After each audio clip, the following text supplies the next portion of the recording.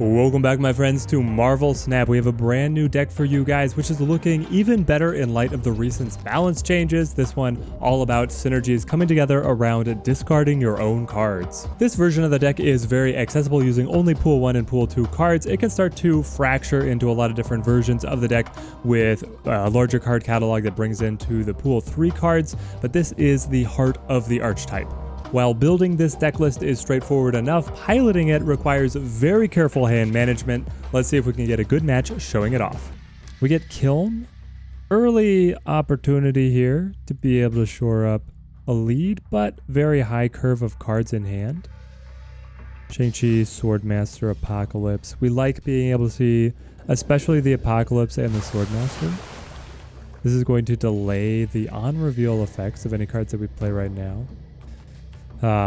It's nice to be able to play Okoye even at turn 2, but it's a little more energy efficient to go into Strong Guy. We'll play Okoye. But then she's not gonna flip into turn 3 anyway. We could have waited. Yeah. I needed to think that one through a little more. Monster Island. This is actually very good for us because Shang-Chi can happily kill the opposing monster. He likes to mash. I'll put Strong Guy out here.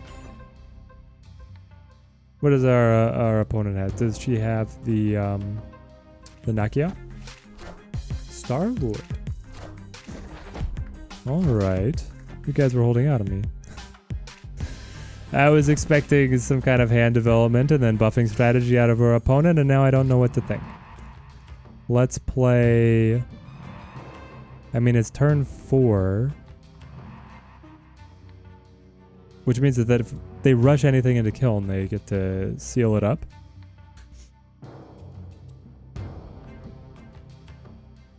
I still feel like we just play Shang-Chi on curve. Kill the monster. There it is. Nightcrawler swings across. Namor comes up. Do they not realize that the Nightcrawler is negating the bonus that Namor would give himself? I feel like they just don't know.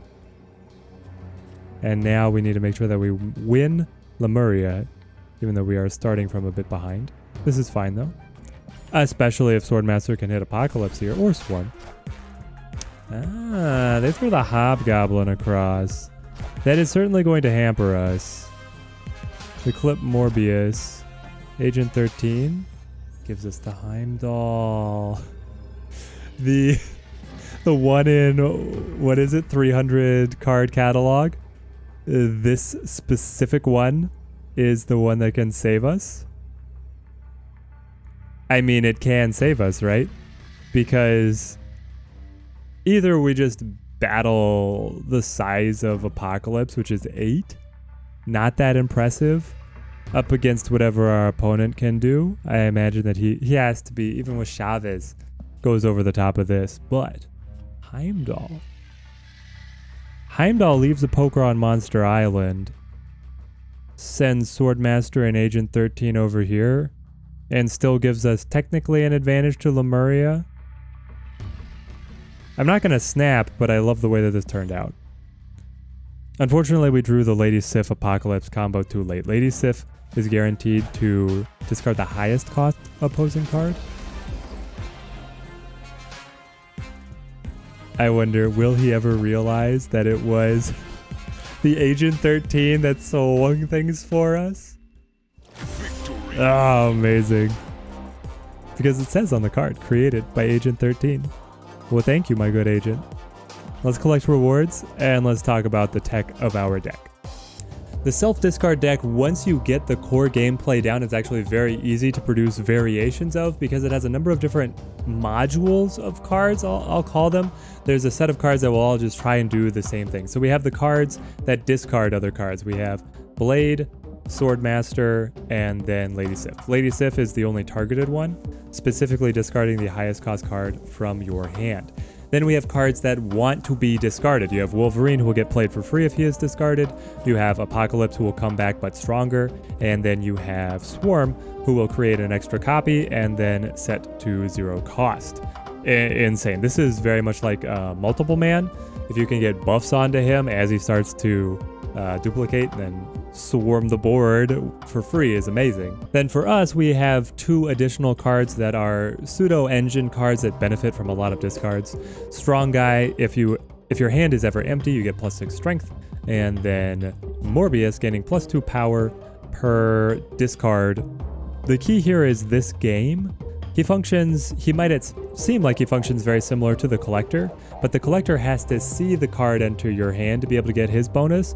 Morbius gets it just at any point in the game. You could play him on turn 6, and as long as you've discarded a couple cards, he'll still be able to gain the buff. Then to be able to combat all of our lost cards through discarding, we have Agent 13 and Cable, who are going to try and refill our hand, able to draw from the opponent's deck and create a random card respectively. And finally, we're rounding things out with just either powerful cards or cards that I believe help me tech against the rest of the meta. So Okoye, I think, is one of the best 1-drops. As I said, the best 1-drop on turn 1 in the entire game. We like having her just to give us a little bit more of an aggressive early curve. And then Shang-Chi, able to take down the big boys, destroy all enemy cards at this location that have 9 or more power. I was having a lot of trouble up against the Jubilee decks who love to throw in what do they call it? The Infinite, Chavez, Hulk, all just barreling down on you. Shang-Chi is going to level that, though he does very poorly up against the 1-cost aggro deck that's also popular. So depending on where the meta shakes out, this is a flex spot to be able to include whatever you want. Now let's get back to the game board and see how we fare in a couple different situations. Ooh, Shakar gives us a free Morbius. Our opponent, a free Squirrel Girl. Okay, so about similar value. We'll play Okoye here. Go into Strong Guy. Thankfully we have Apocalypse, so if we start drawing our cards that will allow us to discard, we should, with a small hand size, be able to focus those discards onto Apocalypse, getting him extremely powerful for a turn 6 play. They get one of our cards with the Mantis, and we buff the rest of our deck. Happily that we buffed it after they drew, otherwise they would actually get the increased power. Xandar, buffing all cards at this location. I'll play Lady Sif. Yes, I don't mind if I do. She's guaranteed to hit Apocalypse here. And at 2/4 is just a premium stat line. The hallmarks of the deck are that the discard cards, the cards that force discards, have just very powerful raw stat lines. And then as long as their discards go onto cards that gain a benefit from being discarded, that's what really puts the deck over the top. And now Blade is just free. It's amazing. Let's play Strong Guy into Xandar. Our opponent clearly wants to put some influence there, and we'll throw Blade here. Blade at a 0/4. Oh, the stat efficiency is insane. But we are just pretty much at the victim of top decking entirely for the rest of the game. Carnage comes out, eats up the Angel and the Squirrel, consolidates a bit of power. Rocket Raccoon misses. That does open them up for even more plays to Sakar. But our Apocalypse is going to be able to win whatever the opponent has snapped. They are ahead at 2 locations and still have freedom to play to Xandar.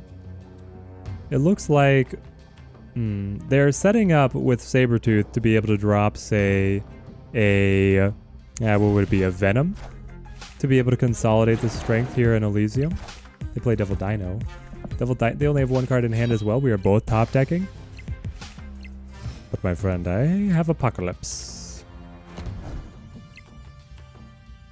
This is a little messy, actually.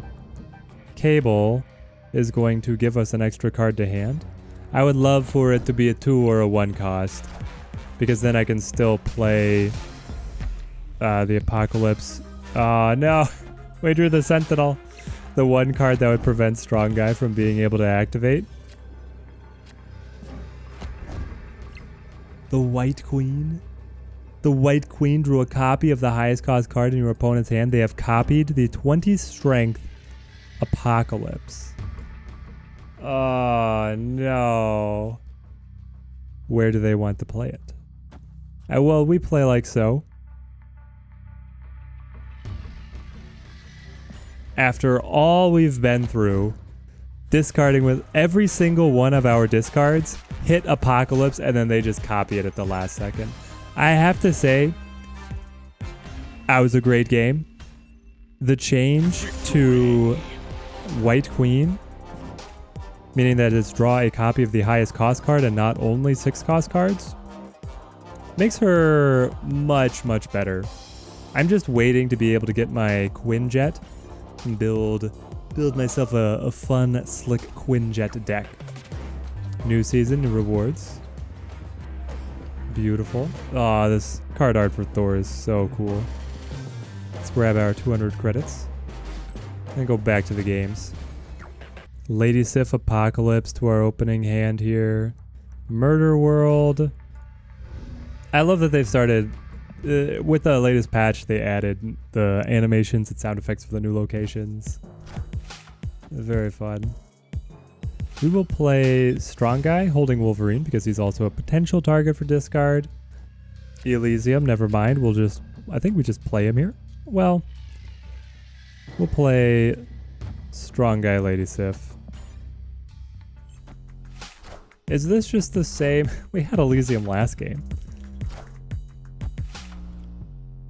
With the Apocalypse, we'll be able to play the Cable, which is very good. Get some extra strength here. My friend, do you not remember what Murder World does? So now we play Cable, Wolverine, and then honestly we play Blade to the big house because we're not going to be able to play Apocalypse there. He is locked out, but this does guarantee that Blade will cut into Apocalypse. Oh no, I did the wrong order. Oh yes, never punished. Oh, thank goodness. That got scary there for a second. Now, oh okay, they have the armor to be able to save the sunspot. I assumed that was going to be the case. Let's see. So I can play Okoye for free. Okoye for free. Yes, that is a true thing that I can do. I guess I do it. I would have liked to be able to play Odin over here to get both Sif and Blade to cut into Apocalypse and get him even bigger. We could play Odin here to be able to get an extra buff. Well, we have to play very carefully now. Professor X locking down Murder World. We have no chance of being able to get in there. I can play Morbius through the big house. He's going to be able to go up to a 5 strength. And then it's just hoping that Apocalypse is big enough. Our opponent has made a turn 5 play, so he's not going to have the Infinite to be able to drop on our heads. We'll see. He could still have Jubilee. He hasn't given away very much about what his deck type is. I feel like it's the Jubilee deck, but that's just my gut. It is the Jubilee deck. Oh, what's the drop? It's Chavez. And then they storm Big House. That makes sense. Oh. So I can play Shang-Chi for a 15-point swing. Or I can play Apocalypse for a 16-point swing. How many cards are in your hand? You have 3 cards in hand. With your deck, the worst thing you probably have... Hang on. I drew Odin from you with Cable. So you don't have the Odin, but you could very easily have Hulk, which is going to be plus 11. Now, if it is Hulk, and if you reveal first, Shang-Chi would be able to kill both. This is interesting. I don't think I'm going to snap, but let's see. Oh, it's Zola? Whoa. Zola cut the Okoye? Okay. Ah, yes. Oh, man. What a gamble they played. So they certainly wanted Zola there to hit the Chavez. Throw the Chavez on right, and then they would go over the top and be able to secure the win. Also, if they hit Jubilee, I believe that it's considered a play. Destroy, add copies of it to the other locations. That should still trigger the play effect, and then they would have been able to get something over the top. I think Okoye was the only loser there, and we got it. That's why we didn't snap. But excellent game, excellent game. Here we have Okoye, which is a great turn 1. Oh, Lady Sif, all right. The curve is starting to come out. I was going to say then there was an enormous jump to the upper end of our energy curve with Swordmaster Apocalypse, but seeing Lady Sif makes me feel like we're going to be able to cruise into the later turns here. They play Hawkeye. This is signaling a follow-up to Los Diablos. I don't think we have anything that can really capitalize on this. All the rocks. Hate the rocks. Let's go ahead and play Lady Sif to Los Diablos as well. Try and stay even with whatever tempo our opponent wants to play out here. It's the Apocalypse. Plus 12. Mr. Sinister. Alright. Looking to really apply some pressure here and fill up Los Diablos. Mindscape. I hate Mindscape so much. Los Diablos, please, just blow up the Mindscape. I do not want this enormous Apocalypse going over into the hands of our opponent. Oh, that would be the worst. Let's go ahead and put some pressure here. I don't want to play to center and pick up rocks into the deck when Los Diablos could burn that one up as well.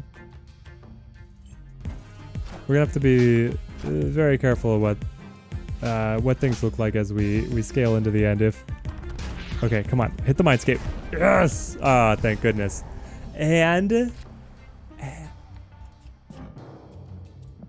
Agent 13 just created one of the cards that I would love. So guys, if you expand your collection into pool 3 and you start seeing some of these other cards, like say Colleen Wing, it's just gorgeous. It's so beautiful. She's a 3/5, which is a premium stat line. She's guaranteed to hit Swarm, who has been buffed by Okoye, and is going to be free. Let's go. There's a number of incredible discard synergy cards. You can get Moon Knight, where you get a discard, but then you also force a discard on your opponent. So obviously, if they're not playing the exact same deck as you, they're going to be severely punished by getting that card cut out from under them. You can get Gauntlet, who will discard one of your cards and then destroy an opponent's card. Incredibly powerful. And you can also get the Hell Cow, where you just discard 2 of your own cards. Did we manage to miss there with Swordmaster? We did, didn't we? That's all right. That's fine. This warrants a snap. The opponent has snapped. You believe that you can swing this, even though you've seen me cutting up Swarm and Apocalypse. How, my friend? My friend, how are you planning on doing anything with this board? We're going to go over the top in Ruins to be +6. He has to get 6 strength here in the Ruins. We're going to be 11 over him in center, and then we're going to go over the top at Los Diablos as well. This is for 8 cubes. This is for everything. And they just throw the Hobgoblin over? That does win the Ruins, but we swing everything else. Ah! Oh man, I love me some Hobgoblin. That could be an argument also for replacing Shang-Chi with Hobgoblin. It all depends on what kind of decks you're consistently hitting. And with Colleen Wing getting created in hand on Agent 13, I guess, is just the real hero here, having given us Heimdall at the beginning and then the Colleen at the end there. Let's switch this back over. We're not going to get a better showcase of the deck than that. Let me know in the comments how you guys enjoy running the self-discard archetype. I know that there's a number of different variations of this deck that can do very well. I've seen some hybrids do some incredible stuff, but I feel like this is the core of the card set. It's also, as I said, available, very accessible as an intermediate level deck. You can climb extremely easily with this. It gives you flex spots for just some of your favorite cards. Just beautiful. And now for our giveaway. If you enjoyed the video, leave a like down below, and for everybody who has liked the video, you will be getting in your account for free an alternate art version of Morbius drawn by an artificial intelligence. I'm fully on board with this one. Some of the other giveaways have been a little suspect, but this one, I mean, man, our whole spread was great. It was absolute winners all the way across. Stay tuned to the channel for more Marvel Snap goodness. Until next time, thank you guys for watching and have a good one.